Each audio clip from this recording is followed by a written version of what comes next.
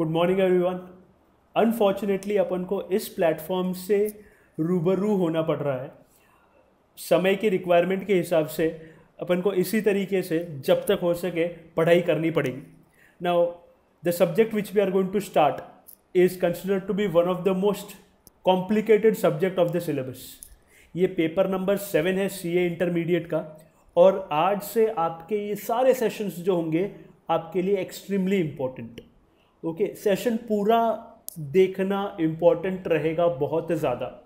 ये सब्जेक्ट थोड़ा सा डिफ़िकल्ट भी माना जाता है, अलग अलग पॉइंट ऑफ व्यू होते हैं, थोड़ा सा टेक्निकल माना जाता है। एज इन ये सब्जेक्ट पहले जो पुराना सिलेबस था उसमें इंफॉर्मेशन टेक्नोलॉजी के नाम से था, और अभी जो ये सब्जेक्ट है देखो 2 हिस्सों में डिवाइडेड है। तो दूसरा पार्ट तो सेम ही है पुराने सिलेबस में भी और नए सिलेबस में भी, कोई ज़्यादा चेंजेस नहीं है। कुछ नए टॉपिक्स उन्होंने इंक्लूड ज़रूर किए हैं, लेकिन अभी का जो अपना सब्जेक्ट है दैट इज़ पेपर नंबर 7, और इसका जो आधा हिस्सा है, पहला हिस्सा, उसका नाम है एंटरप्राइज इंफॉर्मेशन सिस्टम्स।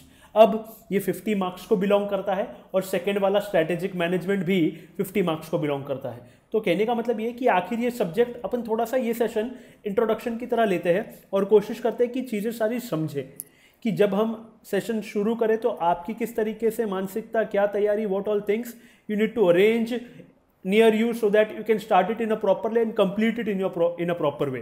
कहने का मतलब ये कि ये जो इंफॉर्मेशन टेक्नोलॉजी पुराने सिलेबस में हुआ करता था उसके कारण थोड़ा सा ये सब्जेक्ट भी ऐसा कॉम्प्लिकेटेड नज़र से देखा जाता है। वो जो पुराना सिलेबस था इसको भी लोग आईटी कहते हैं, लेकिन this is something where the module और the organisation that is the institute ने बहुत ही बारीकी से इसमें एक एक कंटेंट इन्होंने बनाया है।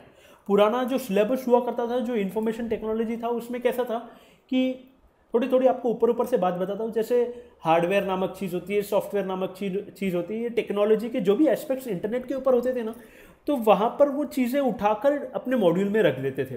कि कुछ फाइबर ऑप्टिक का कंटेंट मिल गया, रख दिया, कुछ लैन का कंटेंट मिल गया, उठाकर रख दिया। तो ऐसा सिस्टमैटिक नहीं था कंपैरेटिवली, और दूसरी बात थोड़ा सा डिफिकल्ट हो जाता था। इसलिए मन में बार बार ये सवाल आता था उस सब्जेक्ट के समय कि ये हम क्यों पढ़ रहे हैं।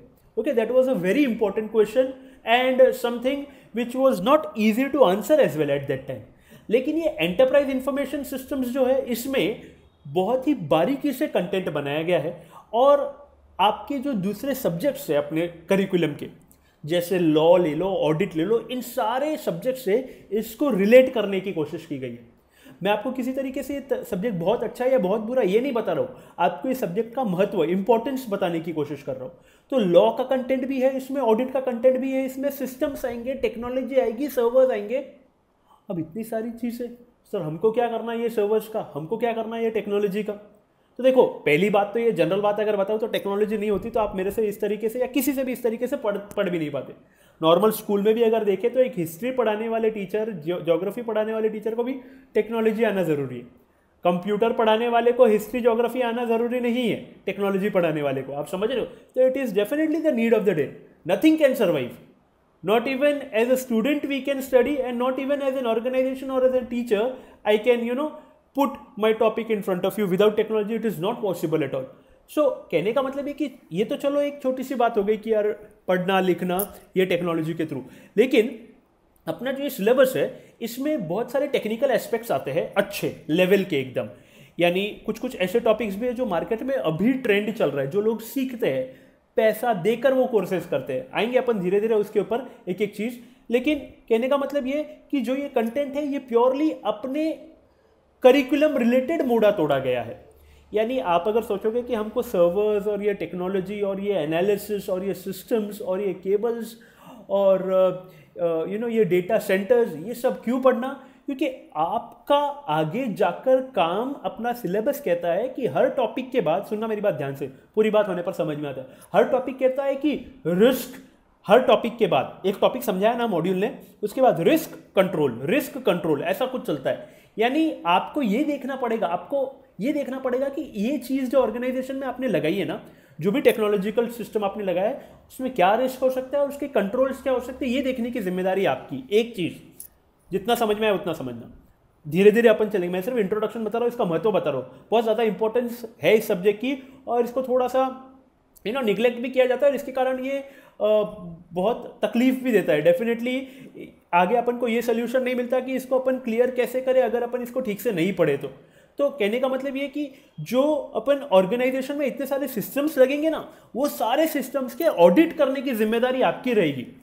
टेक्नोलॉजी लगाई है, सिस्टम लगाया है, पासवर्ड लगाया है, बायोमेट्रिक लगाया है, ये सब आपको जानना जरूरी इसलिए है ताकि आप उन चीज का ठीक से ऑडिट कर सको कि whether the systems are flawless or not, whether they have any kind of error or not. अगर आप समझ रहे हो तो सिस्टम कैसा है, सही है या गलत है, ये समझने के लिए तो ये समझना पड़ेगा ना कि सिस्टम होता क्या है।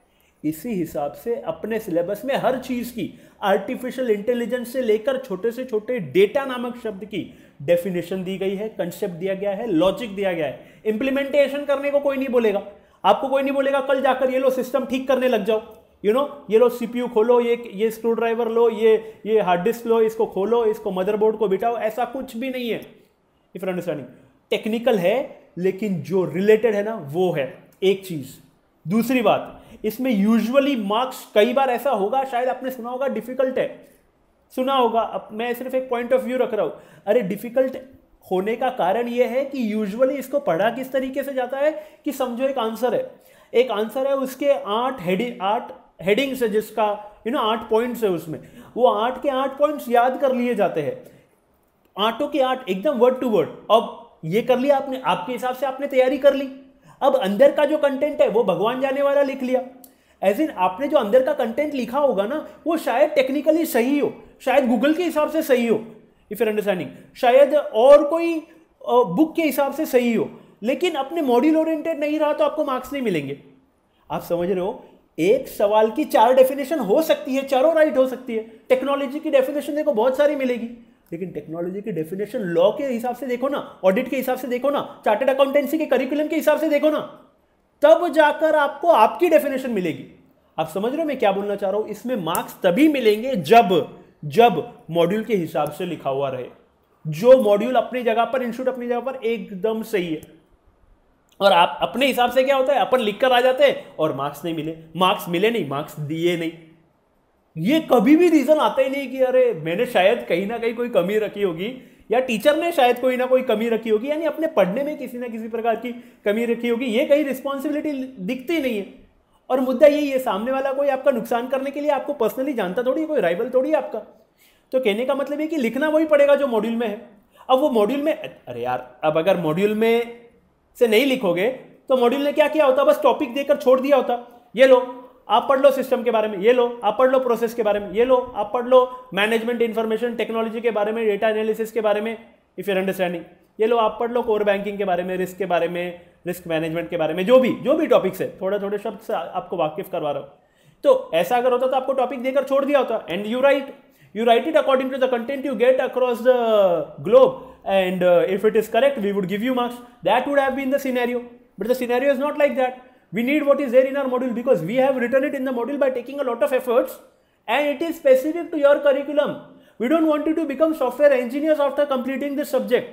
We want you to become professional who have the knowledge of technology when you would be becoming a chartered accountant, when you would be auditing the systems, when you would be using the systems, if you're understanding, to make sure that you know that the systems are perfect, lawful, auditable, error free. इसके लिए मुद्दा समझो आप, content अपन को देखो, ऐसा हो सकता है कि आपके दिमाग में कुछ भी नहीं, सर हम तो कुछ गलत बोले ही नहीं, या हमने तो ऐसा कुछ किया नहीं। मैं तो एक बात बता रहा हूँ आपको कि अपन को लिखना वो पड़ेगा जो मॉड्यूल में है, उसके अलावा कंटेंट नहीं चलेगा बेटा, उसके अलावा मार्क्स नहीं मिलते।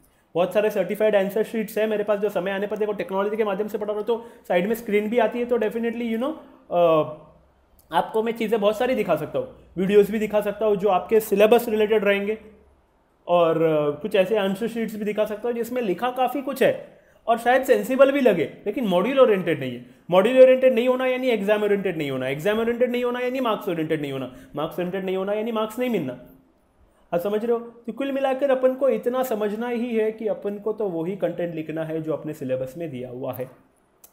रीज़न है ना इसका, अपन को ये ऐसा सिलेबस का ढिंडोरा नहीं पीट रहे, लेकिन बनाया है, मेहनत की है, उनका ऑब्जेक्टिव सर्व नहीं होगा फिर आप अपने हिसाब से लिख कर आओगे तो डेफिनेटली मार्क्स नहीं है। अगर मार्क्स नहीं आते हैं ना, देखो पहली बार अपन जब मेहनत करते हैं ना और मार्क्स नहीं आते हैं ना, तो फिर अगली बार अपन को कुछ समझ नहीं आता।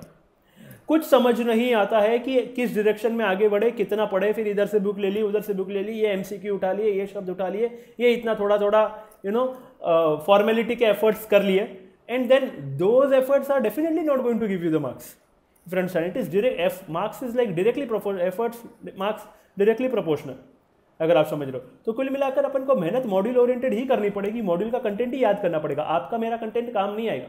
जो आपके पास बुक भी है, बेसिकली जो आपको बुक मिली है उसमें मॉड्यूल का ही कंटेंट है, अगर आप समझ रहे हो. तो अगर मैं कुछ और कंटेंट बताकर सेशन भले इंटरेस्टिंग अगर बना भी लूँ लेकिन मॉड्यूल ओरिएंटेड नहीं रहा तो कोई मतलब नहीं बनेगा. यानी आपको आज तो सेशन में बहुत मजा आ गया कि कोई टॉपिक्स बहुत इनोवेटिव है अपने सिलेबस में. अब आर्टिफिशियल इंटेलिजेंस एक टॉपिक है, इसके बारे में इतनी खतरनाक चीज़ें बताई जा सकती है कि आप देखते रह जाओ, मज़ा आ जाए खतरनाक. लेकिन है कितना, 6 से 8 लाइन का और 3-4 एग्जाम्पल्स.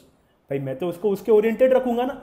मेरे को सेशन मज़ेदार बनाना है या मार्क्स ओरिएंटेड बनाना है, क्योंकि देखो आज आपने एग्जाम दिया, फिर एग्जाम दिया, एग्जाम मतलब जब भी आपने अगला अटेम्प्ट में, जब भी आपका अगला अटेम्प्ट है उसमें आपने एग्जाम दिया. अब मार्क्स आए कब आए, महीने 1.5 महीने बाद, जो रिजल्ट के बाद. अब तब तक तो यार तू कौन मैं कौन वाली बात, इफ यू अंडरस्टैंड. तो जब मार्क्स आए ना, जब आप रिजल्ट देखो तब आपका मैसेज आना चाहिए. मैसेज आए ना मन में, अरे यार ये पढ़ा था, ढंग से किया था, कोई भी टीचर वगैरह वो कोई बात नहीं, ढंग से किया था, इसलिए देखो मार्क्स आ गए, इफ यू अंडरस्टैंड. सो वहाँ की तैयारी अपन को यहाँ करनी है. वहाँ की तैयारी यानी कौन सी तैयारी, देखो बेटा सुनना, 3 से 4 महीने होंगे एग्जाम को. अब जब भी आपका एग्जाम होगा, कि जब भी होगा एग्जाम, उसके लिए अपन अभी तैयारी कर रहे हैं. अभी तैयारी कर रहे हैं यानी कुल मिलाकर ये तो मानते हो कि आप ये थ्योरेटिकल सब्जेक्ट बोला जाता है, प्रैक्टिकल टच देंगे, प्रैक्टिकल एस्पेक्ट्स होंगे, ये सारी बात होगी, लेकिन मानते तो इसको थ्योरेटिकल सब्जेक्ट ही है. अब सर अभी हम थ्योरी पढ़ ले, अभी हम याद कर ले, अब हम कितना करें, तब हम कैसे रिटेन कर पाएंगे. बेटा वही तो मुद्दा है कि समझना इंपॉर्टेंट है, याद करना इंपॉर्टेंट है, लेकिन रिटेन करना is the most important thing in a subject like this. ऐसे भी स्टूडेंट्स को, जैसे I had been to various cities to be very frank, and I have been teaching this from like 6 years, 6 to 6.5 years से ये subject पढ़ा रहा हूँ. तो रिजल्ट भी भगवान की दया से अच्छा रहा है. कहने का मतलब ये कि ऐसे भी जगह पर गया हूँ पढ़ाने जहाँ पर लोग 10th टाइम ये एग्ज़ाम दे रहे, 10वीं बार. आप समझ रहे हो, यानी इंफॉर्मेशन टेक्नोलॉजी जो ओल्ड सिलेबस में था वो भी पढ़ाया वहाँ पर, EIS भी पढ़ाया. तो ये IT के ऐसे भी लोग थे जो 10वीं बार 11वीं बार एग्जाम दे रहे, या फिर ऐसे बोल चुके मेरे को, sir I have already given it 10 times 5 years. आप समझ रहे हो मतलब कितने ज़्यादा ये समय का टाइम कितना इंपॉर्टेंट है यार. और ये सब्जेक्ट ऐसा हो सकता है जो फिर पूरी तरीके से वाट लगा सकता है. तो पूरी तरीके से वाट लगाई हुई, फिर भी हिम्मत देखो, पैशन देखो कि नहीं 11वीं बार भी देना है. So I had been to various places. 1-2 बार ऐसे भी हुआ कि एक बंदा ऐसा था जिसका अटेम्प्ट समझो अभी है, मई या कोई भी नवंबर अटेम्प्ट में है एग्जाम उसका, और उसका तुरंत अगला जो अटेम्प्ट है वो फाइनल का है, यानी 6 महीने बाद उसको फाइनल का अटेम्प्ट देना है. ऐसी सिचुएशन भी थी. I can share the name and everything with you, I don't mind that. लेकिन कहने का मतलब ये कि अब उसका कैसे हुआ कि उसकी फाइनल की भी क्लासेस चलती थी और इंटर के भी 1-2 सब्जेक्ट IPCC के उसने ज्वाइन किए थे. तो इन्फॉर्मेशन टेक्नोलॉजी उसमें से एक था जो मेरे पास पढ़ रहा था या जो भी. तो कहने का मतलब ये कि जब उसने एग्जाम दिया इंटर का, इंटरमीडिएट लेवल का, और जब उसका रिजल्ट आया तब उसका मैसेज आया मेरे पास कि sir, since I had the final classes and everything, I was not able to revise it much. I remembered exactly what you said in the classroom 3 months back and I was able to write on the basis of that. आप समझ रहे हो, कुल मिलाकर तारीफ की कोई बात नहीं है यार, सिंपल अप्रोच है. हर कोई रिजल्ट लाना है अगर तो ये अप्रोच अपनानी है बस. फिर आप करो, मैं करूँ, कोई और करे, इफ यू अंडरस्टैंड. अपन तो छोटे लोग हैं, मैं तो आपसे वैसे भी छोटा हूँ, मैं लगभग अभी 17 साल का हो जाऊंगा, 17, हाँ ओके. एनीवे, कहने का मतलब वो तो चलो थोड़ा सा पर्सनल हो गया, लेकिन कहने का मतलब ये कि उस तरीके की अप्रोच या अभी का सेशन सर कैसे फायदेमंद, आपको किसी भी हालत में रिक्वेस्ट बोलो, ऑर्डर बोलो, जो भी है, ये सब्जेक्ट इसी अटेम्प्ट में क्लियर करना है. मेरी जिम्मेदारी 60 कहीं नहीं गए, टू बी वेरी फ्रैंक. और इन सेशन के थ्रू अपन जो इस तरीके से पढ़ रहे हैं ना, मैं एक एक चीज़ आपको समझाऊंगा तो सही. समझाना तो बहुत बिग डील नहीं है, इधर की इधर ही याद करेंगे अपन. मैं इस सेशन में वो चीज़ें याद करवाऊंगा. और अभी अगर आपके पास वो बुक है, the book which you have और the module, you don't need anything.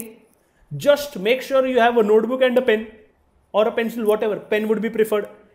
Make a notebook proper, systematic. That notebook will give you marks, will give you exemption without any doubt. For EIS and SM, SM को पीछे से start कर सकते हो, EIS को आगे से, SM जब स्टार्ट करेंगे तब या तो साथ में चलेंगे या देखेंगे जैसे समय जैसी इच्छा, वो अपने ऊपर है। लेकिन कुल मिलाकर 200 पेजेस के आसपास की आप बुक देख सकते हो, 150 200 जो भी, और स्टार्ट कर सकते हो, डिपेंडिंग अपॉन हैंड राइटिंग होगा ये। और कोई भी बुक नहीं देखनी, अगर इस तरीके से चल रहा है तो कोई भी बुक देखनी नहीं, क्योंकि everything you would be writing.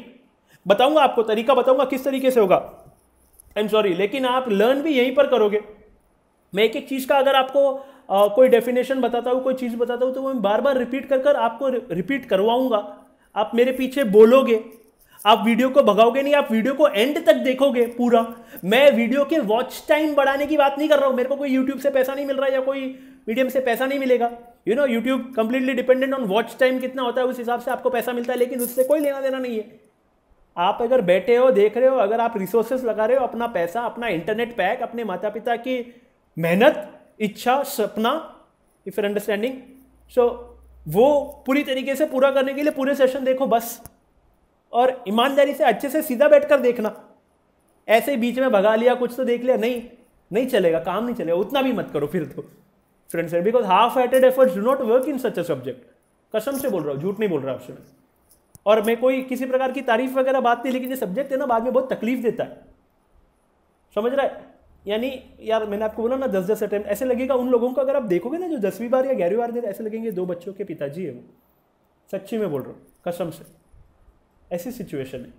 तो सिचुएशन ऐसी आने ही नहीं दे अपन, पहली बार में इसको बाय बाय कर दे अच्छे से। कुछ चीज़ें ऐसी होती है ना जो अपन को पसंद नहीं आती, लेकिन अपन उसका दिल भी नहीं दुखा सकते, तो हेलो नमस्ते थोड़ा सा रिक्वेस्ट करके okay thank you bye bye, अलविदा करो प्रॉपरली मार्क्स लेकर। और इस तरीके से अपन पढ़ रहे हैं, तो मैं कोशिश करूंगा इसको एकदम अच्छे से आपके सामने चीजें रखूं, क्लियर। मेरा दिखना ज़्यादा इंपॉर्टेंट नहीं है, स्क्रीन के नोट्स दिखना ज़्यादा इंपॉर्टेंट है। बुक और पेन लेकर बैठोगे, समझो एक डेफिनेशन आ गई, 3 लाइनें आएगी कुछ, 3 एक के बाद एक कुछ 3 लाइनें आ गई, तो ये 3 लाइनें आ गई अगर, तो या 3 लाइनें यानी 3 पॉइंट्स आ गए, 1 पॉइंट 3 लाइन का। पहले मैंने आपको बताया, समझाया, याद कराया, पॉज करो, वहीं पर लिखो, आगे बढ़ो। अपन को एंड में कंप्लीट नहीं करना है। आपके पास जब पॉज करने की क्षमता है, capacity as in the facility है, why don't you pause it, write it down, then move ahead. क्योंकि अगर क्लास लाइव भी चलती होती तो आप ऐसे ही करते ना, मैं आपको बताता, आप लिखते और फिर मैं आगे बढ़ता। यानी वो टॉपिक को उधर समझा, उधर लिखा, उधर याद किया, खत्म किया, फिर आगे बढ़े, प्रॉपर तरीके से, सिस्टमैटिक तरीके से निपटाओ, if you understand. Definitely we can not see each other face to face, otherwise माहौल कुछ और ही बनाते अपन। लेकिन अभी भी कोशिश कर सकते हैं कि अपन अच्छी तरीके से पढ़ाई करो, सब्जेक्ट को बाय बाय बोले, एकदम अलविदा अच्छे से, इफ यू अंडरस्टैंडिंग। नींद भी आती है कई बार, ओके। सो कहने का मतलब ये कि पहली बार जब आपने सेशन देख लिया, सब कुछ हो गया, पढ़ लिख कर याद कर, और समझो आपको रात को नींद ही नहीं आ रही है, वापस ये सेशन देख लेना, मस्त एकदम खराटे की नींद आएगी। लेकिन पढ़ाई करनी है, वो तो जोक सपाट, कहने का मतलब ये। So making sure EIS SM करोगे तो तरीके से लिखकर, बुक और नोटबुक लेकर मेरे साथ रिपीट कर कर, I can not see you, that is there, I can not see you but I can trust you. So ईमानदारी से I trust you that you would be repeating the things after me and you would be learning it then and there itself completely. उधर ही खत्म करो इसको, खत्म, हाँ, शुरू नहीं, खत्म करने की बात कर रहा हूं, एकदम प्रॉपर, है ना, समझ रहे हो आप। तो पेपर नंबर 7 है ये, कौन सा है, पेपर नंबर 7। टोटल कितने पेपर, 8 पेपर, ये कौन सा, 7वां। 7वें का नाम क्या, स्क्रीन के ऊपर है ना, देखो, EIS एंटरप्राइज इंफॉर्मेशन सिस्टम्स बोला है, plural. And then we have another part as strategic management. अब मैं क्या चाहता हूं, अभी ही आपके पास एक नोटबुक हो, पेन हो, प्रॉपर अच्छा पहला पेज उद्घाटन करेंगे, inauguration of the notebook today, right. What we are going to do is on the first page क्या लिखेंगे मैं बताता हूं, लेकिन प्रॉपर एक नोटबुक लेकर बैठना, हाफ हार्टेड एफर्ट्स मत करना। अगर आप इस तरीके से नहीं बैठे हो तो जाओ और आओ, लेकर आओ, इफ यू अंडरस्टैंड। मतलब आपके घर पे होगी ना नोटबुक, तो लेकर आना और फिर बैठना, क्योंकि अपन अभी से डायरेक्टली शुरुआत कर रहे हैं। ऐसा नहीं कि ठीक है 2-3 दिन बाद अपन देखेंगे प्रॉपर कैसे, नहीं, 1-1 मिनट कीमती है, और इस तरीके से आपके लिए 1-1 MB भी शायद कीमती है, इफ यू अंडरस्टैंडिंग, और शायद मेरे लिए भी थोड़ा बहुत कीमती हो, लेकिन आपका ज़्यादा इंपॉर्टेंट है कंपैरेटिवली। तो ध्यान देना कि आप वो चीज़, पहला पेज लेना, और जो फर्स्ट इनिशियल पार्ट है देखेंगे आप, SM या तो पीछे से शुरुआत कर सकते हो, या अपन उस समय पर देखेंगे कि कैसे SM शुरुआत करना है, ओके। कुल मिलाकर मैं आपको सब कुछ बताऊंगा, कितने चैप्टर्स और क्या क्या चीज़ें, थोड़ा सा चैप्टर का इंट्रोडक्शन भी देने की देना एक फर्ज बनता है। उस फर्ज के हिसाब से मैं आपको बताऊंगा, क्योंकि इंट्रोडक्शन में हम कुछ लर्न नहीं करेंगे, इंट्रोडक्शन से शायद हम कुछ रिटेन ना कर पाए, लेकिन आइडिया जरूर ले सकते हैं, इफ यू अंडरस्टैंड। तो आइडिया लेना इंपॉर्टेंट है, because getting that would be a better way to start, if you understanding. Starting से स्टार्ट कर तरीके से। So I will tell you the name of the chapters, how many chapters are there, और कितना weightage वगैरह, थोड़ा सा मैं पेपर पैटर्न वगैरह ये इनिशियली शुरुआत करते हैं, फिर अगर आज पहुंचे अपन तो टॉपिक पर पहुंचते हैं, नहीं तो फिर आप पूरे अपन अगले सेशन में टॉपिक पर पहुंच सकते हैं। जो भी है धीरे धीरे अपन तरीका, the method is important, the understanding is important, the learning is important and the writing is important. Understand, learn, write, खत्म। If each and everything should be this way. तो यह इसका जब भी आप देखने आओ तो ये तैयारी के साथ ही आओ कि बस मेरे को पूरा ये 3 पॉइंट्स निपटाने, understanding, learning and writing, then only watch it. Otherwise, do not do a formality. Do not do that kind of favor, if you're understanding. So, request है, if you're understanding, कि try to watch it this way where you understand. I'll try my best to make you understand. I'll try my best to make you learn. You try your best to repeat, and definitely you have to write it as well. So, everything in the notebook, screen पर आएगा, proper आएगा, font सही रहेगा, दिखेगा सब कुछ। उसको आपके फ़ोन को आप लैंडस्केप मोड में कर जो भी आप करते ही होंगे, आप जानते ही होंगे, तो एक एक चीज़ उतारना अच्छे से। ओके, आपको ये समझ जाना चाहिए कि जो चीज़ मैं बोल रहा हूँ, ऑलमोस्ट सारी चीज़ें जो स्क्रीन के ऊपर आएगी ना, आपको लिखना है। आप पहले पेज पर चाहो तो ये चीज़ लिख सकते हो आपकी नोटबुक पे, CA इंटरमीडिएट पेपर 7 ये चाहो तो। और अगर पेज ये इतना ज़्यादा महत्व न रखे, अपन आगे वाली चीज़ लिखने की कोशिश करते। तो अपना जो सिलेबस है वो 2 हिस्सों में डिवाइडेड। कितने हिस्सों में डिवाइडेड? 2 हिस्सों में डिवाइडेड। 2 हिस्से, 2 इक्वल हिस्से। Okay, EIS 50 marks, SM 50 marks. अच्छा, EIS 50 मार्क्स, तो इसमें भी 15 मार्क्स के ये, और SM में भी 15 मार्क्स के ये। यानी क्या ये यानी सोचो, यस, बोलो बोलो बोलो बोलो। 15 मार्क्स के बेटा EIS में 15 मार्क्स के ये होते हैं, क्या होते हैं? MCQs। SM में 15 मार्क्स के MCQs। MCQs के लिए कंसेप्ट आना जरूरी है, रटा रटा मामला नहीं चलता। At the end of the day what happens, sir मैंने 50,000 MCQ पढ़ लिए। अरे यार, एक कंसेप्ट पढ़ लेता, 100 MCQ तो खुद ही बना लेता। Friends, it is all about the concept. Okay, MCQs तो 4 लाइन के मैं 20 MCQs बना दूं यार। It is just about elaborating, but if you know the concept, you can write, you can yourself make your MCQs। मैं कोई MCQ देने से बच नहीं रहा हूं, मैं डेफिनेटली आपको MCQs दूंगा ही, टेस्ट भी लूंगा, इफ यू अंडरस्टैंडिंग, प्रॉपर तरीके से। लेकिन कहने का मतलब ये है कि इसमें अपन वो तादाद से अपन जज नहीं कर सकते कि अपनी तैयारी कितनी, if we have to specifically talk about multiple choice questions. So it is divided into, again, equally divided 50-50, and then MCQs are for 15 marks in EIS and NSM. एक मार्क का सवाल आएगा MCQ में, कुल मिलाकर। मान लो मेरी बात सुन लो, इधर आओ मेरे पास ध्यान से। MCQ में आपको EIS में 15 में से 15 लेने हैं, SM में 15 में से 15 लेने हैं। समझ गए क्या? यस। किसी भी हालत में MCQ में नुकसान नहीं कर सकते अपन, इफ यू अंडरस्टैंडिंग।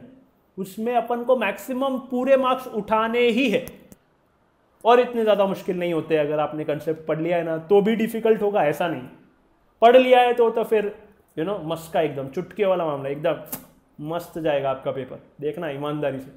और कई बार ऐसे भी होता है कि मस्त तो आपके हिसाब से चला जाता है, लेकिन एग्जामिनर के हिसाब से नहीं जाता है, क्योंकि आपने तो सारी हेडिंग लिख ली, अरे यार जो पढ़ा था वही आए, लेकिन अंदर का कंटेंट फिर वो हो गया कि कुछ भी आप मनगढ़ंत लिख कर आ गए। आपके हिसाब से बेस्ट था, लेकिन फिर मार्क्स, मैं तो ये कह रहा हूँ, मार्क्स भी आपके एकदम मस्त आएंगे। ईमानदारी, विश्वास करना, ट्रस्ट करना, धीरे धीरे ट्रस्ट बढ़ेगा। तो जैसे आप एक टॉपिक आपके सामने आएंगे ना, वैसे आपको समझ में आएगा कि what is the methodology, and you would be finding the sessions very fruitful. एक ही बार देखो, बार बार देखने की जरूरत, ऐसा नहीं कि बार बार देखते रहो, 2-3 बार देखना नहीं यार। तरीके से आप अगर लाइव सेशन में भी बैठते तो एक बार देखते आप, मेरे को मतलब इफ यू अंडरस्टैंडिंग, उसको कोई मेरे को इधर तो भी रिवाइंड वगैरह you can do all those things, लेकिन वहाँ पर तो कोई भी गुंजाइश नहीं थी। इसके बावजूद भी लोगों के मार्क्स आते हैं बहुत अच्छे। तो कहने का मतलब है कि इधर भी आपके पास क्षमता है, तो अपना पहले बार में बेस्ट देना, कंसंट्रेशन, वो समय लेकर बैठना, नोटबुक लेकर बैठना, पेन लेकर बैठना, याद कर ही निकलना। आज का सेशन देखो, 2 लाइन कम पढ़ी से चलेगा, लेकिन तरीके से, that is more important. So you have to learn it. Okay, understanding is there definitely. Learn the exact words which are required in the module, and that is how EIS and SM would be cleared. That is the only way to clear it, if you're understanding. And the content which I'm going to show you on the screen will be exactly word by word. All the words would be according to the module only. आप समझ रहे हो? Statement की बात नहीं कर रहा, word by word module का होगा।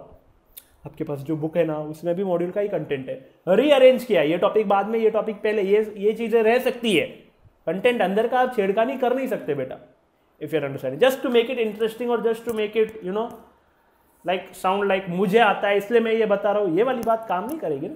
अब जैसे अगर मुझे जावा आता है, पाइथन आता है, मुझे यू नो वेबसाइट बनाना आता है, मुझे थोड़ा सा डेटा एनालिसिस अगर करना आता है, तो अगर मुझे इम्प्लीमेंटेशन आता है तो मैं आपको बताऊंगा नहीं, क्योंकि वो समय अभी अपना वो नहीं है। समय अपना है कि मॉड्यूल ओरिएंटेड कंटेंट पढ़कर, याद कर समझ कर, देखो इसको दिमाग ज़्यादा नहीं लगाकर, लगा सकते हो, प्रॉब्लम नहीं है, लेकिन इसमें कैसा है कि जितना पढ़ा, उतना समझा, उतना याद किया, उतना रेडी किया, और उतने में से ही एग्जाम में आएगा। बिकॉज आप देखो ये टेक्नोलॉजी वगैरह ये बहुत वास्ट है, ये सब्जेक्ट कभी खत्म नहीं होता। इफ़ टेक्नोलॉजी की बात करें तो ये चीज़ कभी खत्म नहीं होती, इसमें ऐसा कोई नहीं बोल सकता मुझे टेक्नोलॉजी पूरी आती है, अगर आप समझ रहे हो तो यू हैव टू बी, आपको मॉड्यूल पूरी आती है ये हो सकता है, और अपन को वो करना है, ओके अपन को पूरी मॉड्यूल आनी चाहिए। देखो थोड़ा सा आपको लग रहा होगा कि मैं बहुत बोर कर रहा हूँ आपको, लेकिन ये चीज़ें मेरा बताना फ़र्ज़ है। फ़र्ज़ इसलिए है क्योंकि इसके बिना अपनी अप्रोच कैसे है ये अपन को समझना बहुत ज़्यादा ज़रूरी है। The approach, the methodology matters a lot in such a subject, otherwise next time we won't be aware what to do, और फिर वो आगे से आगे 6 महीने का नुकसान कैसे कर सकते हैं यार अपन। 6 महीने यानी लगभग 2.5-3 लाख, और बहुत सारी चीज़ें, बहुत सारे अरमान, ख्वाहिशें वगैरह वगैरह, और आपका ये इंपॉर्टेंट ये उम्र का समय, मैं तो छोटा अभी तक मेरा समय नहीं आया वो, लेकिन आपका तो आ गया, अगर आप समझ रहे हो। तो कहने का मतलब ये कि if you are understanding, try to make sure that you make the most of the session, write it, I will try my best, I will leave no stones completely in order to make sure that I do it according to the module and make it fit into your mind completely। लेकिन कहने का मतलब है कि आप भी पूरी तरीके से लेटते हुए, सोते हुए, टेढ़े मेढ़े बैठकर, नहीं देखते हुए, स्ट्रेट बैठकर तरीके से, रिस्पेक्ट से, मेरे को नहीं सब्जेक्ट को तो रिस्पेक्ट दे सकते हो ना, ये सब्जेक्ट रिस्पेक्ट मांगता है थोड़ा सा, you don't give me respect then I will show you what respect is, ऐसा ये बोलता है। ओके तो कहने का मतलब है कि थोड़ा सा अपन इसको तरीके से एकदम साइड से प्यार से निकाल दे, इसको बाय बाय कर दे तरीके से। Okay so content which would be coming would be specifically according to the module only, अगर आप ध्यान दे रहे हो। तो अगर अपन थोड़ा सा आगे बढ़े तो देखो अपने स्क्रीन के सामने अब क्या आता है। स्क्रीन के सामने अभी जो आएगा वो आपको बुक में लिखना है। ओके आज का सेशन अपन किसी चैप्टर से शुरुआत नहीं करते हैं बेसिकली, ज़्यादा लंबा नहीं खींचेंगे, आगे बढ़ते हैं। देखो अच्छा EIS का इंडेक्स, 5 चैप्टर्स के नाम आएंगे। अभी आपका नोटबुक का काम है। नोटबुक का काम क्या है? पहला चैप्टर, 5 के 5 चैप्टर आप ये फर्स्ट पेज पे लिख सकते हो। चैप्टर ऐसा CA इंटर पेपर 7 ये नहीं लिखो तो भी चलेगा, लेकिन एक जगह पर ये 5 चैप्टर्स के नाम लिख लेना। अब 5 चैप्टर के जो इंट्रोडक्शन है, देखो क्या करते हैं कि 5 चैप्टर का जो थोड़ा सा इंट्रोडक्शन है ये मैं आपको हल्का हल्का सा देने की कोशिश करता हूँ। ओके हल्का हल्का सा इंट्रोडक्शन, ओके और आप लिखो भी। ओके जैसे ही मैंने पहले चैप्टर का आपको इंट्रोडक्शन थोड़ा सा दिया, आप वो लिख लो नाम और फिर थोड़ा सा आगे बढ़ना, जितना हो सके उतना समझना। ओके जितना हो सके उतना याद रखो, ये बिल्कुल भी जरूरी नहीं है, लेकिन आप देखना आप रिलेट करोगे जब ये टॉपिक्स आएंगे, जब ये चैप्टर शुरू होगा। ओके आपको जितना हो सके मैं वो ही टर्म्स लाने की कोशिश करूंगा जो आपके मॉड्यूल में टॉपिक्स है बेसिकली। ओके तो अभी जितना समझ में है उतना समझना, ऊपर से चीज़ें जाएगी जाने देना, लेकिन चीज़ों के टर्म्स से वाकिफ होना भी अपने लिए इंपॉर्टेंट है। आप समझ रहे हो? अगला जो मैं टॉपिक सिखाऊंगा कई बार 10 दिन बाद, हर दिन जो भी, उसमें पिछले मतलब मैं जो टॉपिक सिखाऊंगा उसमें कुछ ना कुछ अगले टॉपिक का टच जरूर दे दूंगा, so that you become aware. Becoming aware is important, then we can learn, then it becomes like okay ये तो मैंने सुना है, कहीं ना कहीं समझा है, कहीं ना कहीं इसको देखा था, ये वाली फीलिंग आनी चाहिए हर टॉपिक के पहले। यू बिकम अवेयर, वो कंप्लीटली एकदम जर्मन ऐसा डॉइश ऐसा नो, अरे ये क्या बोले सर, ये क्या है, ये कौन सी चीज़ है, सो दैट शुडंट हैपन है। ये मैंने जर्मन में बोला कि आई डोंट नो जर्मन ऐसा कुछ, लेकिन ये आप ऐसा नहीं होना चाहिए, वो टर्म से आप वाकिफ होने चाहिए। वो टर्म से वाकिफ करवाने की जिम्मेदारी रहेगी मेरी कि अगले सेशन में जो आएगा उसमें थोड़ा थोड़ा आपको टच कर दूं मैं, लेकिन ऐसे टॉपिक्स रिलेटेड हो ये जरूरी नहीं है। ओके ये इसमें ना usually the topics are independent comparatively, ऐसा ये आए तो ये आएगा। आप अगर कोई भी सेशन से स्टार्ट करोगे ना तो यूजुअली आपको समझ में आ सकता है, ये इससे डिराइव किया, फिर ये आया, फिर इससे डिराइव कर ये अगला टॉपिक आया, ऐसा नहीं होता इसमें, to be frank with you. तो वास्ट है, बड़ा है सिलेबस, लेकिन if you apply the right method, एक बार मेथड से यूज टू होने की कोशिश करेंगे, you would be able to clear it easily. EIS के बलबूते पर ही अपन EIS और SM में मार्क्स ला पाएंगे। SM is there and comparatively easy as well, but EIS के बिना EIS SM में मार्क्स आए हैं ऐसा कभी नहीं हुआ है।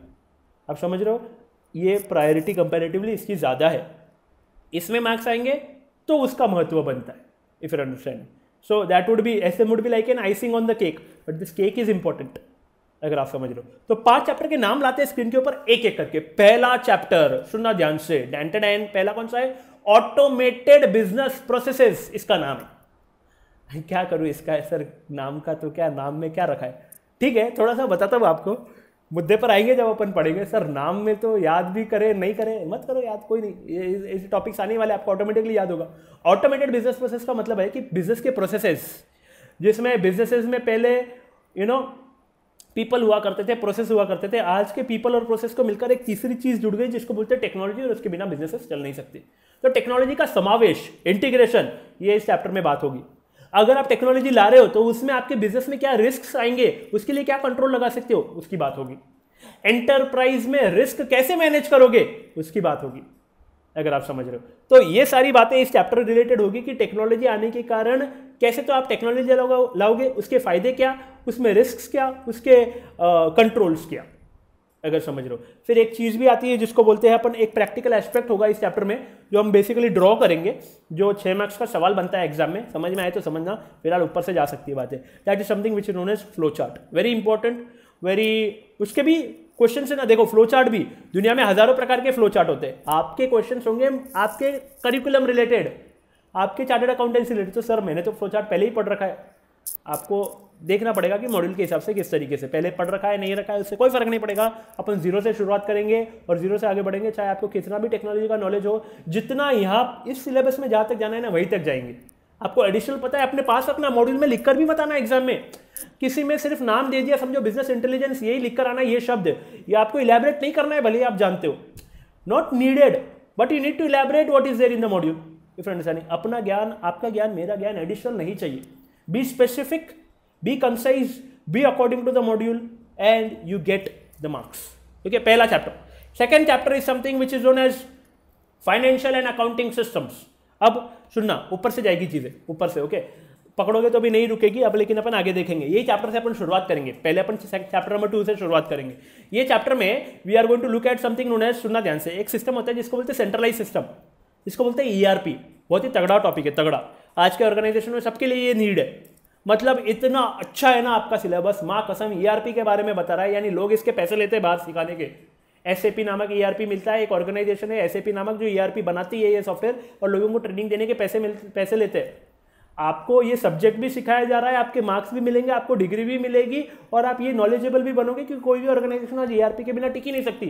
ERP का ऑडिट करोगे, आप चेक करोगे कि वो ERP सही है नहीं, यानी आपका दर्जा देखो, दर्जा, इफ यू अंडरस्टैंडिंग। यानी आप ERP बनाने वाले को बोल सकते हैं खराब बना है, एरर है, ठीक कर इसको, फ्रेंड्स, वो लेवल होगा आपका। ये पूरा सिलेबस पढ़ने के बाद वो ऑडिटर वाला लेवल आए ना, आपको और थोड़ा बहुत देखना पड़ेगा, लेकिन उद्देश्य ये है, ऑब्जेक्टिव ये है, अगर आप समझ रहे हो। थोड़ा बहुत अगर समझ में आए, सेंट्रलाइज सिस्टम होता है, सेंट्रलाइज का अपोजिट होता है डिसेंट्रलाइज। डिसेंट्रलाइज यानी डिसेंट्रलाइज। अब क्या है ये समय आने पर देखेंगे, अभी सब बता दो तो एक ही दिन में 5 चैप्टर खत्म करेंगे, फिर अपन कैसे करेंगे, तो कुछ ऐसा ERP नामक चीज आएगी जो लंबा चलेगा इसमें, चैप्टर नंबर 2 में। फिर बहुत अच्छी चीजें आती है इसमें, डेटा एनालिसिस, जो आज के दौर में सबसे ट्रेंडिंग जॉब है, ट्रेंडिंग मार्केट में। अगर किसी की पूछ है ना, पूछ यानी रिक्वायरमेंट, बेसिकली मांग रिक्वायरमेंट हो ना, तो कहने वाले वो है डेटा एनालिस्ट या डेटा साइंटिस्ट की। सबसे ज्यादा आप भी डेटा एनालिस्ट, डेटा साइंटिस्ट बन सकते हैं, because they require the analyst की स्किल्स, नंबर्स की जानकारी, ऑर्गेनाइजेशन के काम करने के तरीके। ऐसा कोई स्पेसिफिक डिग्री की जरूरत नहीं है इसको, और नॉलेज की जरूरत है, जो आप में वो सारा रहे। एज अ चार्टर्ड अकाउंटेंट आपको पहले प्रेफर किया जाएगा, वो ट्रेंडिंग जॉब है, यानी उसका सबसे ज्यादा रोकड़ा आज उसको मिलता है। यानी अगर 4-6 पेटी से शुरुआत होती है ना वो जॉब, 10 से 15 पेटी बेचने में ज्यादा टाइम नहीं लगता उसमें। डेटा साइंटिस्ट अगर आप बनते भी हो तो, जो भी है वो तो आगे की बात होगी। अपन को तो फिलहाल इंटरमीडिएट क्लियर कर फाइनल क्लियर कर इमीडिएटली चार्टर्ड अकाउंट, इमीडिएटली यानी चार्टर्ड अकाउंटेंट बनना है, जितना कम समय में हो सके उतना, मिनिमम टाइम यूज करके। EIS मिनिमम टाइम को बढ़ा सकता है, नहीं बढ़वाना अपन को किसी भी हालत में। ऑलराइट, चैप्टर का इंट्रोडक्शन भी किसी भी प्रकार से ज्यादा मदद नहीं करेगा, लेकिन मैं आपको सच्चाई से वाकिफ करवा रहा हूं कि इस सिलेबस में है क्या। थर्ड चैप्टर अगर अपन देखें तो इसका नाम है information system and it's components, ऐसा कुछ नाम है। भाई इसमें आएगा हार्डवेयर क्या होता है, सॉफ्टवेयर क्या होता है, डेटा क्या होता है, नेटवर्क क्या होता है, लैन का थोड़ा सा कंटेंट, स्विच, राउटर, ब्रिज। ये कंटेंट ना ओल्ड सिलेबस में बहुत ज़्यादा इलेबरेट कर दिया गया था, जिसमें नेटवर्क के बारे में भर भर के था, लैन के बारे में दो लैन वैन मैन के बारे में 3 पेजेस थे यार। अब समझ रहे हो इतना सारा कंटेंट। जबकि अपन अगर स्कूल में भी अभी कंप्यूटर पढ़ते हैं ना, तो उसमें भी अपन लैन वैन के बारे में ज़्यादा 1 से 1.5 पेज से ज़्यादा नहीं पढ़ते। और अपन क्या कर रहे हैं, चार्टर्ड अकाउंटेंसी कर रहे हैं और इन्फॉर्मेशन टेक्नोलॉजी में अपन क्या पढ़ रहे हैं, लैन मैन वैन, उसके अंदर का केबल सेटअप कैसे करना है। आप समझ रहे हो। सो were they trying to make you some technicians or were they trying to make you chartered accountants? That was a question which was there, and that question does not arise in EIS. They have just given you the knowledge. 4 line they the definition, switch क्या है 4 लाइनें, packet क्या है 4 लाइनें, router क्या है 4। Awareness, making you aware of the concept. कल जाकर आपको कोई पूछे तो आपको जानकारी रहे। इंप्लीमेंट कैसा करना है उसके लिए लोग होंगे, लेकिन at least you should be aware of the things. तो बहुत सारे टॉपिक्स में अवेयर किया गया है, बहुत सारे टॉपिक्स में कंसेप्चुअल नॉलेज दिया गया है। इंप्लीमेंटेशन से कोई लेना देना नहीं होता भैया, इफ यू अंडरस्टैंड। सो कुछ कंटेंट तो उसमें ऐसा भी था जो टेक्नीशियंस भी यूज़ नहीं करते, ऐसा कंटेंट भी था information technology related old syllabus में। एनीवे थोड़ा सा नाम उसके लिए खराब है, अपन को उससे कोई लेना देना नहीं। अपन को तो भाई 60, 70, 65 मिनिमम चाहिए, मुद्दा खत्म। EISSM एग्जाम्पशन खत्म, इफ यू अंडरस्टैंडिंग। यही उद्देश्य मेरा है, आपका भी यही होना चाहिए, इससे कम कुछ नहीं होना चाहिए फिर अंडरस्टैंडिंग, क्योंकि अपन बहुत सही तरीके से, अच्छे तरीके से फुल फ्लेज मेहनत करने वाले हैं। क्योंकि अपन ये जो तैयारी करेंगे लिखने वगैरह की, वो तैयारी होगी जिसके कारण क्या है कि आप जब ऑडिट के पेपर से घर आओ एग्जाम के बाद, तो वो जो 1 या 1.5 दिन मिल रहा है आपको, उसमें आपको EIS के 5 चैप्टर्स, SM के 8 चैप्टर्स ये निपटाने होंगे। उस टाइम पर रिवाइज नहीं कर पाए ना, मार्क्स नहीं आते। समझ रहे हो आप। उस टाइम पर पूरा रिवीजन होना चाहिए और आपके मार्क्स भी नहीं आएंगे और वो रिग्रेट भी रहेगा, अरे यार 1 चैप्टर रह गया, सब किया था मैंने क्लास में, सब किया था, सर ने कहा था, समय दिया था वगैरह, लेकिन रिवाइज नहीं कर पाया, और वो रिग्रेट में पेपर भी खराब हो सकता है। व्यवस्था उसकी अभी कर देंगे अपन की रिवीजन पूरा हो जाए। अरे 1 बार क्या 2 बार रिवीजन होगा आपका, देखना। लेकिन होना चाहिए खुद की नोटबुक, खुद की हैंडराइटिंग, खुद का कंटेंट और कॉम्प्रिहेंसिव कंप्लीट कंटेंट, जिम्मेदारी मेरी। ओके ऐसा ये बेसिक अप्रोच है, ऐसे कोई अपन इसको यूनिक बनाना नहीं है। Basic simplified marks oriented approach यही है भैया EISSM में, इफ यू अंडरस्टैंडिंग। सो कहने का मतलब है कि even if you don't like it, नींद आ रही है तो भी आंखें थोड़ी बड़ी कर खोल कर देखना और सुनना, क्योंकि नींद आती है भाई। आप बोल नहीं रहे हो और सिर्फ सुनते जा रहे हो तो नींद आएगी, और वो भी EIS जैसे सब्जेक्ट में जिसमें मैंने अभी तक तो टॉपिक पढ़ाना शुरू ही नहीं किया। तो मैंने आपको कहा ना, रात को नींद नहीं आती तो दूसरी बार देखना, and then you would be like. लेकिन फिर है ना, सोते सोते वो फोन चालू रह जाएगा, देख लेना फिर कैसे उसको बंद करना है वगैरह वगैरह। एनीवे चौथा वाला इन्फॉर्मेशन सिस्टम में मैंने आपको कहा कि ये हार्डवेयर, और इसमें कैसा है, दूसरा हिस्सा एक चैप्टर का जिसका नाम है कंट्रोल्स। ऐसा कुछ बड़ा टॉपिक आएगा, 1 चैप्टर जितना टॉपिक आएगा इसमें, जो थोड़ा सा है ना तकलीफ है, वो थोड़ा सा बहुत इलेबरेट किया है इन्होंने कंट्रोल्स करके, कि ऑर्गेनाइजेशन में कंट्रोल्स कैसे लगाएंगे। कंट्रोल्स कौन लगाओगे, आप लगाओगे, ये देखने के लिए कि सिस्टम सही से चले। एक तो होता है सिस्टम सही से चलना, लेकिन उसमें कंट्रोल्स इसलिए लगाए, जैसे वो जो सिक्योरिटी गार्ड रुका है ना, वो मेरे को किसी प्रकार से प्रॉफिट नहीं दे रहा है, लेकिन वो गलत काम रोक रहा है, तो ये गलत काम को रोकना यानी कंट्रोल लगाना। कैमरा जो लगाया है ना, वो मेरे को किसी प्रकार से कस्टमर नहीं ला रहे, लेकिन वो मेरे को कंट्रोल लगा रहे, एक प्रकार से चोरी को रोकना। तो ऐसे कौन से ऐसे कंट्रोल्स है ऑर्गेनाइजेशन में। पासवर्ड एक प्रकार का कंट्रोल है, जिससे चोरी ना हो, गलत काम ना हो। गलत काम को रोकना ज़्यादा इंपॉर्टेंट है सही काम को करना, क्योंकि सही काम अपने आप नहीं होगा, वो गलत काम जो है ना वो उसको रोकेंगे। तो आपको क्या कंट्रोल्स लगाने हैं जिसके कारण वो काम सही से चलते रहे। फिर अंडरस्टैंडिंग कौन से नेगेटिव एस्पेक्ट्स आ सकते हैं। आपको पता है डेटा सेंटर होता है एक, जो जैसे फेसबुक का कैलिफोर्निया में, तो वैसा का वैसा डेटा सेंटर जो है ना, लगभग 5 से 7 फुटबॉल की फील्ड होती है ना, बड़े बड़े ग्राउंड, उतना बड़ा है। तो वहाँ पर आपका डेटा स्टोर्ड है, तो वैसा का वैसा डेटा सेंटर वो दूसरे शहर में, दूसरे देश में भी रखते हैं, ताकि अगर भूकंप आ जाए ना तो कस्टमर को नुकसान ना हो। 1 सेकंड के लिए भी बंद होना यानी करोड़ों का नुकसान होता है। ओके पैसों का डिफरेंस है, 1 सेकंड के लिए भी बंद होना। आपको एक बात बता रहा हूँ, फैक्ट बता रहा हूँ। तो वो वैसा का वैसा डेटा सेंटर दूसरे इसमें लगते हैं, कहाँ पर, देश में, ताकि साइक्लोन आ जाए, भूकंप आ जाए, बाढ़ आ जाए। ये कंट्रोल है, ये आपको देखना पड़ेगा कि ऐसा है क्या, डिफरेंट साइड। फिर भी अपन मुद्दे पर आते हैं, ये अपन देखेंगे डिटेल में, अपन को एक्जैक्टली शब्द याद करने पड़ेंगे जो मॉड्यूल में है, अपार्ट फ्रॉम अंडरस्टैंडिंग। ओके चौथा वाला जो चैप्टर है, ईजी, अच्छा, innovative, e-commerce, m-commerce and emerging technologies, ऐसा कुछ नाम है। यानी ई कॉमर्स तो आप जानते होंगे, आपने यूज़ किया होगा, जैसे इलेक्ट्रॉनिक कॉमर्स, कोई भी चीज़ें इलेक्ट्रॉनिकली बाय करना। एम कॉमर्स, अब उसमें रिस्क एंड कंट्रोल्स, उसका ऑडिट करना, वो सिस्टम सही से है या नहीं। एम कॉमर्स, मोबाइल कॉमर्स, भाई मोबाइल डिवाइसेस के थ्रू आप इधर उधर घूमकर भी, आजकल मोबाइल कॉमर्स का ही तो ज़माना है। आप जो ये लेक्चर देख रहे हो तो मैक्सिमम आप शायद मोबाइल पर ही देख रहे होंगे। कहने का मतलब है कि अभी अभी we do not like to sit at one place and be connected with the system and we like the movability.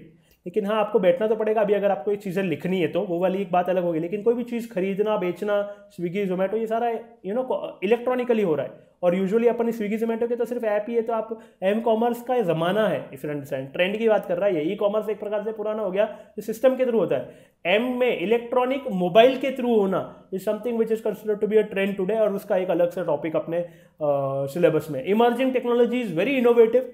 Currently जो चीज़ें चल रही है, जिसके ऊपर काम चल रहा है, जिसके ऊपर अभी टेक्नोलॉजी काम कर रही है, जैसे कुछ इसमें आएगा something known as internet of things, artificial intelligence, machine learning, cloud computing, grid computing, virtualisation. अच्छे कंसेप्ट है, ओके, मन लगाओ तो अच्छे कंसेप्ट है, जो नॉलेजेबल है, जो वैल्यूएबल है, इफ यू अंडरस्टैंड। लेकिन अपन को तो याद उतना करना है जितना मॉड्यूल में, और मॉड्यूल का जितना भी बहुत वैल्यूएबल है, सब कुछ बता देता है वो ऑलमोस्ट। ऐसा नहीं कि आधी अधूरी जानकारी देगा मॉड्यूल मॉड्यूल मॉड्यूल, वो स्पेसिफिक जीरो से लेकर एंड तक बताएगा, अपने हिसाब से बताएगा, लेकिन बताएगा सब कुछ।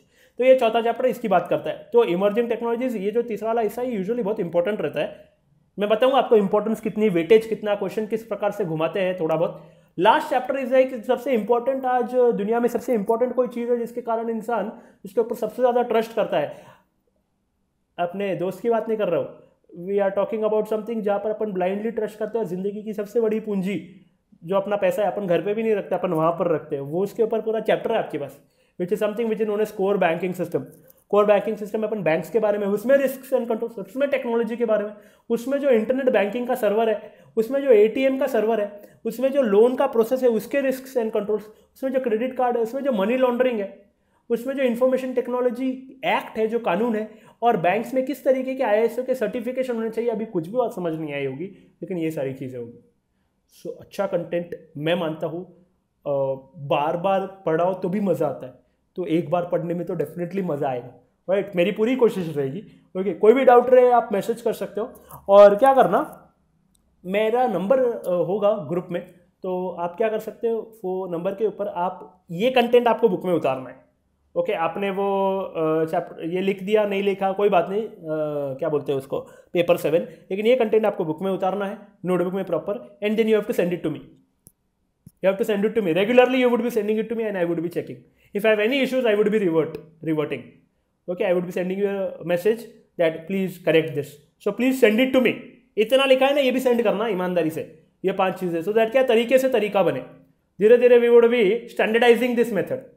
अभी अपन फिलहाल we are understanding the process, we have to standardise it, fix करना है। तो ये इतना, आज इतना ही, इतना रखते हैं, इतना लिखते हैं, इतना भेजते हैं, ईमानदारी रिक्वेस्ट है ना।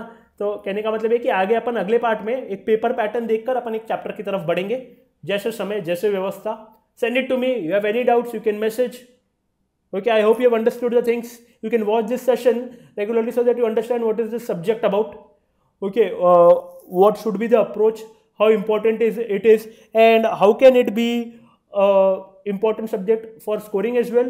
Otherwise it can create worse things for you as well if you do not respect it or if you do not study it in the way in which it has to be studied. So अपन को negative aspect में जाना ही नहीं, अपन तो इसको निकालेंगे ही। कुल मिलाकर कोई चीज़ बाकी नहीं रखेंगे तो फिर सवाल ही नहीं उठता ना यार, फिर अंडरस्टैंडिंग कि अरे सर ये बुक वो बुक, अरे सब कुछ आपकी नोटबुक है, सब कुछ ईमानदार, राइट। सो ज़्यादा समय नहीं लूँगा आपका। सी यू, कंप्लीट करना, भेजना, take care, bye bye, good day.